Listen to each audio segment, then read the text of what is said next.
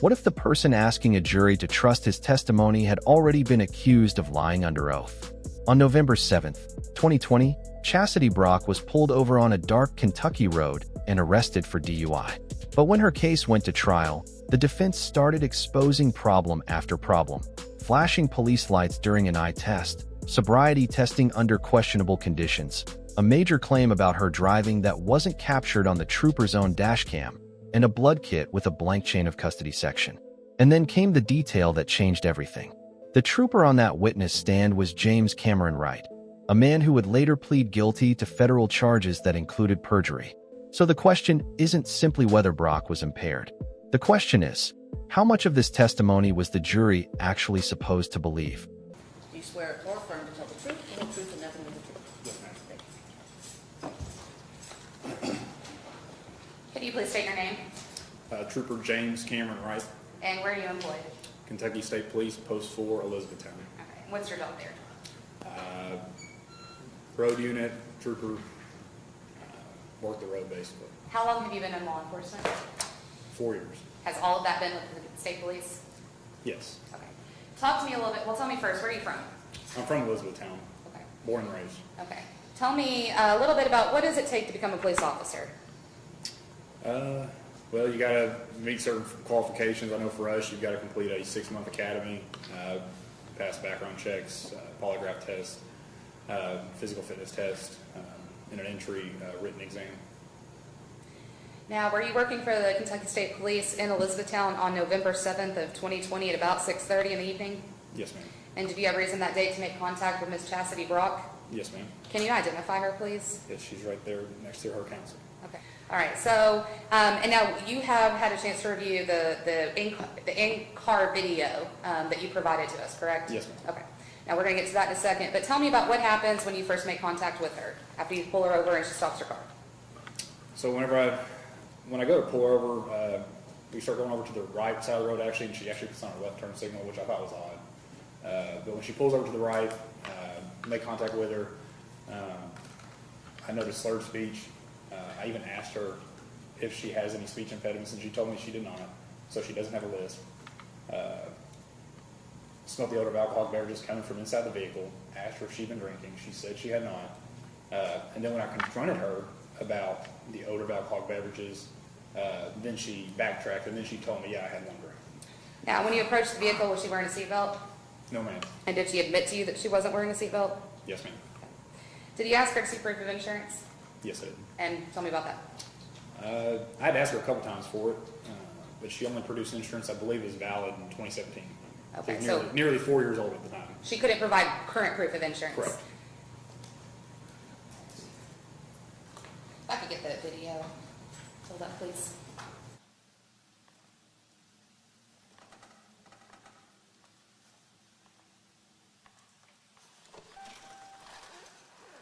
Be honest with me, okay, ma'am? Yes, sir. I'm going to ask you one more time. How much have you had to drink tonight? I had a drink on the way down here. Okay. Let me ask you another question. Yes, sir. Do you have any type of speech impediments, anything No, like that? no, sir, I don't. You're slurring the words very badly. Okay. Is it just one drink? Yes, sir. Okay. Judging off your slurred speech, you're... Okay. Well, nervous, you didn't know anything about me while you were driving, and you're driving forward, okay? I was on the phone. I was talking to my friend, the duo thing. I'm sorry. Hey, you're also not wearing a seatbelt. You weren't Yes, wearing it, sir. you weren't wearing it when it came up? No, sir, I was not. Okay. Let me see your insurance, please. Okay. Is this the only insurance card in the vehicle? Yes, sir. Okay. It's nearly 4 years old. Well, 2017. I mean, I know it's insured. I mean, I don't know. okay, what can I do? Walk back to the front of my car. Yes, sir. Do you take medications? I do. What kind of medication do you take? I just take Wellbutrin. I take levothyroxine. I take it's just for my thyroid. Okay. You have a pain medication? No, sir, I don't. Okay. You have a narcotic? No, sir, I don't. You know what you do? Put your butt face in my car. Okay. Okay. You're going to put your feet together. Yes. Step over to your right. Just look right there, okay? You're going to place your feet together and keep your arms out to your side. Yes, sir. All right? Hold that position if I tell you to begin. Yes, sir. Okay? All you're going to do now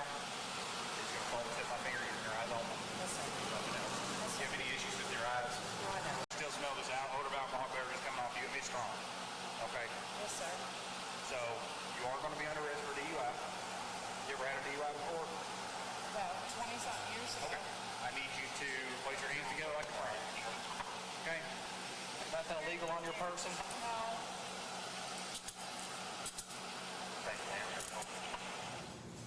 Trooper Wright, good afternoon. Good afternoon, sir. I just have some follow-up questions for you with respect to the events that transpired on November 7th of 2020 with Ms. Chassity Brock. Okay? Yes, sir. All right. Now, first things first, I think one of my most burning questions about this whole interaction when I first got this case, this is 7.5, give or take, months since the start of the pandemic, correct? I'm not sure when it actually started, but probably, yeah. Around March, does that sound Yeah, about right, December. of 2020? Right. And this is November Yes. of 2020. Yes, sir. Even the booking photo that was passed around that the jurors got to see of Ms. Brock that evening, even she has a mask kind of hanging off her neck, Right. right? You were not wearing a mask that night. Correct.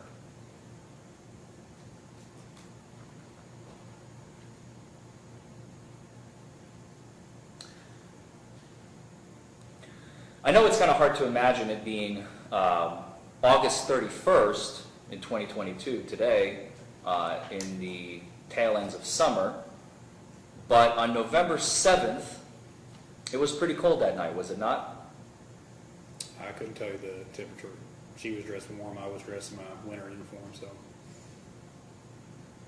You're saying that Ms. Brock was dressed warm? She was dressed as if it was warm. She was in shorts and a t-shirt. Dressed as if Kentucky it was weather, you warm. never know.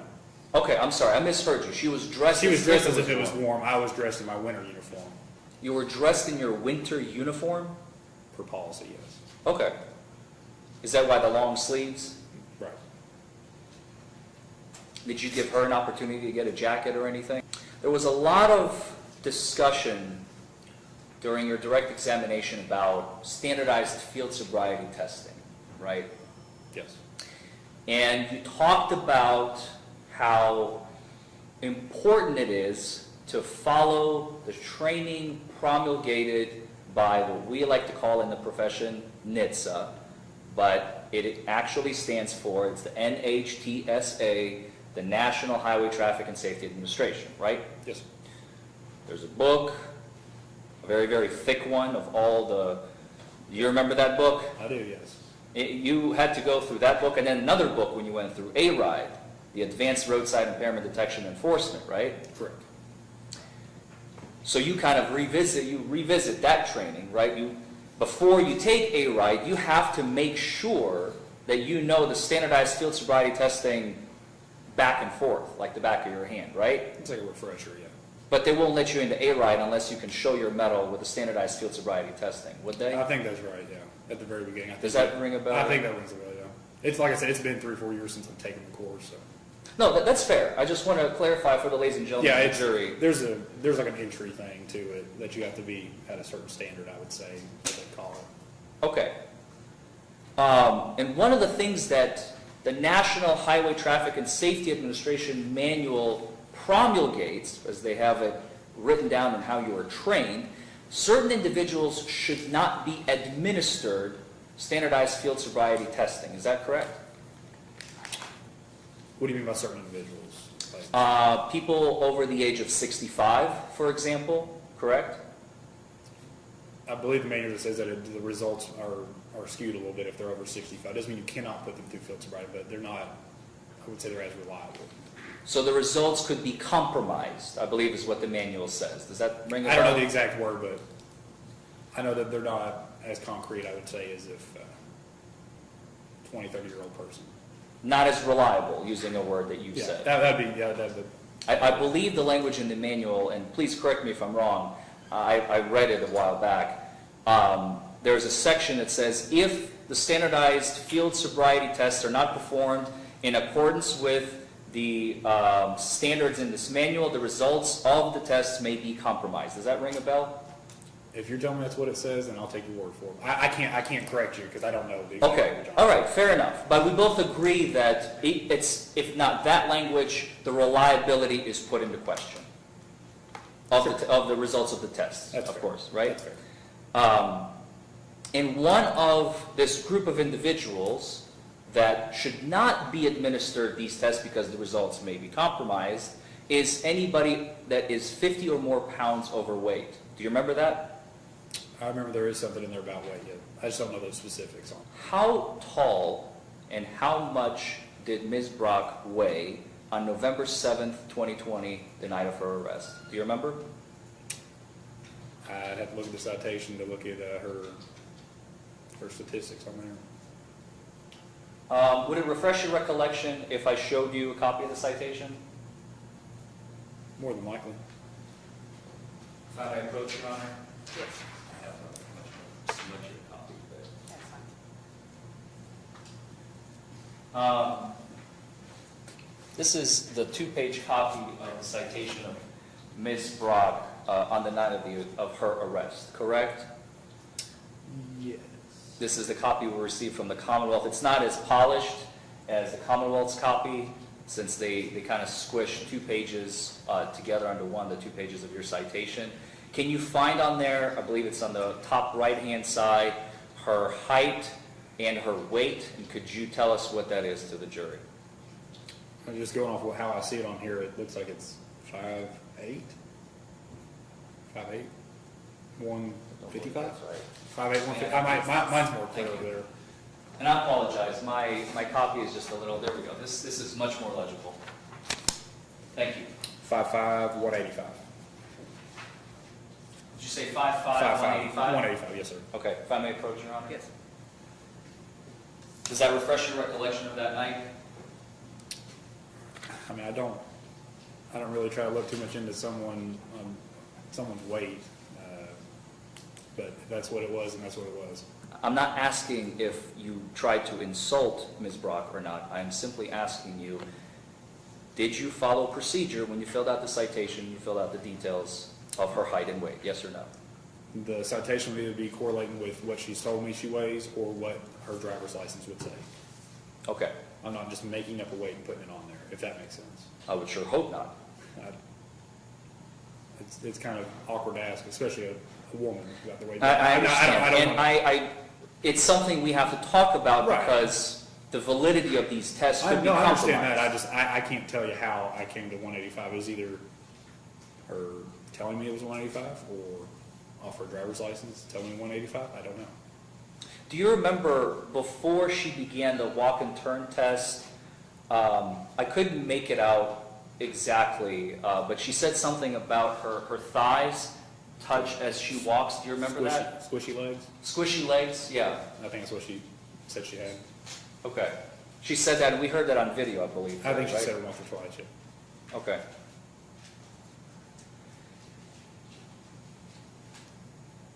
Now let's back up a little bit. So you testified today that at some point, and I don't want to be putting words in your mouth, so I'm going to refer to your citation, and please stop me if at any point I am incorrect. You said that you observed causing oncoming traffic to stop in the middle of the road. Yes. Where was that on video? I don't know if the video captured it or not, but the traffic that was coming initially after I pulled out on her was the traffic that had to slow down to a stop. So your video camera did not capture that incident, correct? I guess correct, yeah. When you asked Ms. Brock to exit her vehicle, okay, let's go back a little bit. After you stopped her, you asked her out of the vehicle, correct? Yes, sir. She got out of the vehicle with no issues whatsoever. Yes, sir. She didn't stumble, No, sir. she didn't fall, No, sir. she didn't lean on the car for balance. My car, yes, but not initially. While getting out. Yeah, again. While getting out. Yeah. Okay, let's just focus on this one little Okay. snippet, okay? That's all I'm I just talking want to make about. sure we're still talking about just getting out of Just there. talking about getting out of the car, I'm not talking about the whole picture, Okay, gotcha. okay? She didn't fall, Nope. she didn't trip, No, sir. She didn't have to like catch herself or anything? No, sir. She didn't lean on the car door as she was getting out? No, sir. And she walked over to the front of your cruiser where you asked her to stop, Yes.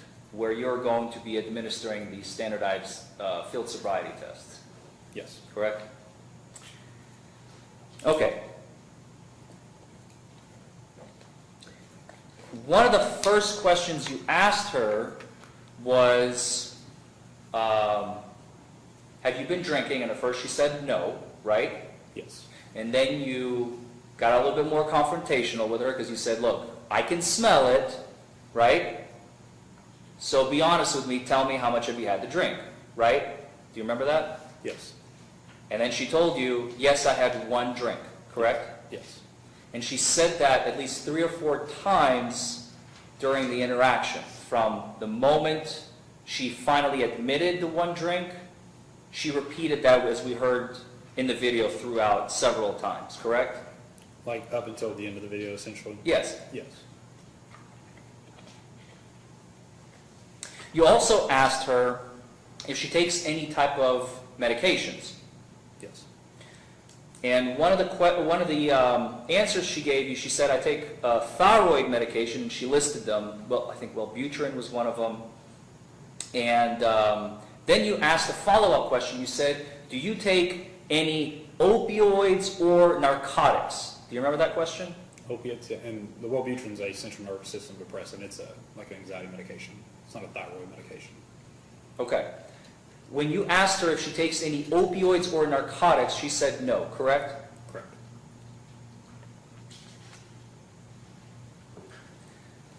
After you administered the standardized field sobriety tests and she was placed under arrest, there is a moment where you ask her to give you the phone number of her aunt. Do you remember that? Yes.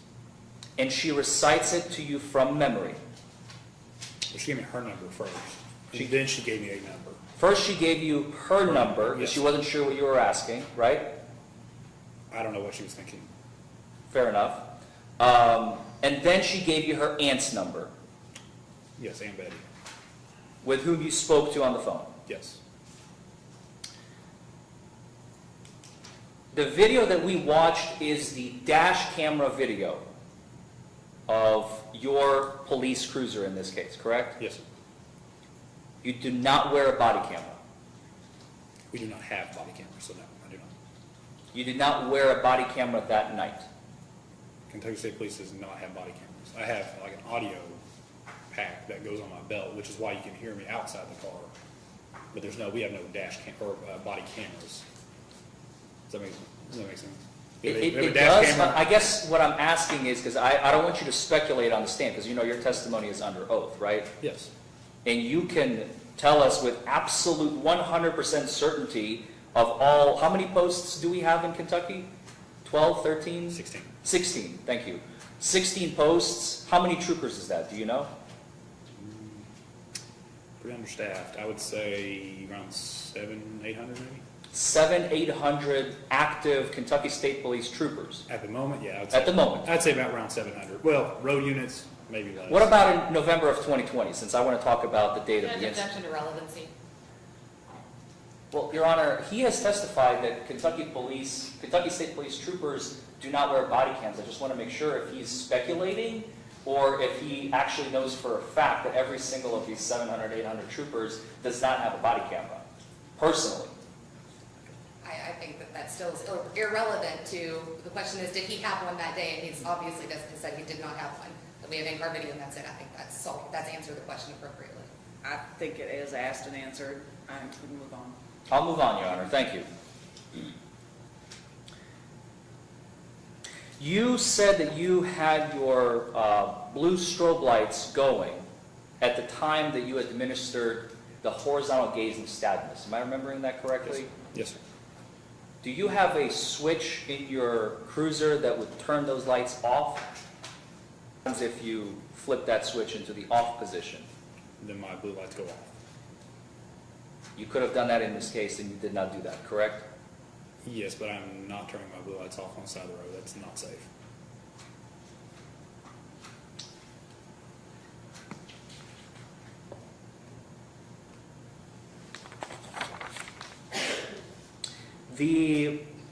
Let's talk about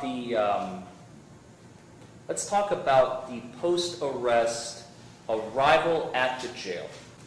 Since you testified that you did not have a body camera, and we have not received any video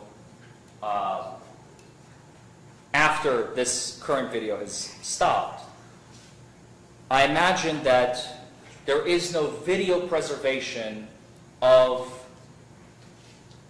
your interaction with the registered nurse, Courtney. I don't know if the jail has video. Okay. Were you present in the room when Ms. Brock's blood was drawn from her vein? With 100% certainty, I can't tell you if I was or not. I'm 99 times out of 100 I am. But in this case, I couldn't tell you with 100% certainty. No, so you don't remember? I don't recall, no. You don't recall whether or not you were present when Ms. Brock's blood was taken? Correct. Did you bring the blood kit to the jail nurse? Yes. Or did she have a kit of her own? No, we supply the blood kits. I keep them in the trunk, and that's just where I get them from, my trunk, and I take them inside. And there are portions on this blood kit, since it's being used for official government purposes, right? And there are certain lines that you fill out. Does this look familiar, officer? Or, excuse me, Trooper Wright? Can I move over there? Yeah, please, if you would, come on up so you can read it. Can you all see this? I know it's a little small. Yes. Does that, do you recognize, is this your handwriting? This is your handwriting on the left in the black pen. Scroll down a little bit. I wanted to ascertain the top of it because it doesn't all fit on one screen. So you see where it says date blood was drawn. We have the date of the incident at the top, right, November 7th of 2020 at 6:33. The county is pardoned. Again, we have the investigating officer, department, which is Kentucky State Police, the facility where it was drawn, HCDC, what does that stand for? County Detention Center. The jail. Yes. Drawn by Courtney. Yes. Case, or this is the citation number for this particular citation that you drafted in this case, right? You did not write that, so I'm not going to ask you a question about it. We have some information redacted here for privacy purposes. And then you have to check the appropriate blocks, right? Yes, sir. What are you testing for? Alcohol and drug screens specified, Yes. right? And then we have something called a chain of possession. Yes. And this is where this case becomes much bigger than one DUI arrest. Because when you step back and look at everything the defense uncovered, you're not looking at one isolated mistake. You're looking at a series of questions surrounding the evidence that was supposed to establish guilt. Start with the field sobriety tests. The trooper acknowledged that his blue strobe lights were still flashing while he administered the horizontal gaze test. More importantly, he admitted that his cruiser had a switch that could turn those lights off, and he did not use it. The defense argued that those flashing lights could interfere with the very eye movement the test was designed to detect. That doesn't automatically prove the test was invalid, but it creates a serious question about how reliable the observations actually were. Then there's the physical condition of the roadside testing. It was a cold November night. The trooper was wearing his winter uniform. Brock was outside in shorts and a t-shirt. Yet she was asked to perform balance and coordination tests on the side of the road. And during questioning, the defense brought up another important issue. The training materials governing standardized field sobriety testing contain warnings about circumstances in which test results may be compromised. The trooper couldn't clearly explain those specifics from his own training. Then came the driving allegation. The trooper testified that Brock's driving had caused oncoming traffic to stop in the middle of the road. That's a powerful allegation, because it makes the driving sound dramatically more dangerous. But when the defense asked where that incident appeared on the dash cam, the answer was essentially, it wasn't there. The camera had been recording, and the most serious part of the driving story wasn't captured. That doesn't necessarily mean the event never happened, but it means the jury had to weigh the trooper's memory against the absence of supporting video. And then there's the blood evidence. The defense showed the blood kit documentation to the jury and focused on the chain of possession. That section was blank. No complete chain showing every person who handled the evidence, when it was transferred, and how it moved through the process. The trooper also testified that he couldn't say with absolute certainty whether he was even present when Brock's blood was drawn. Again, that doesn't automatically mean the blood result was false, but it creates another evidentiary question. Who handled it? Who was present? And can the prosecution establish a reliable chain from the blood draw all the way to the laboratory? Those questions matter because a criminal case isn't supposed to rest on assumptions. It is supposed to rest on evidence that can withstand scrutiny. And then we reach the detail that changes how you look at the entire testimony. According to the case narrative, federal court documents later revealed multiple excessive force incidents involving Trooper James Cameron Wright.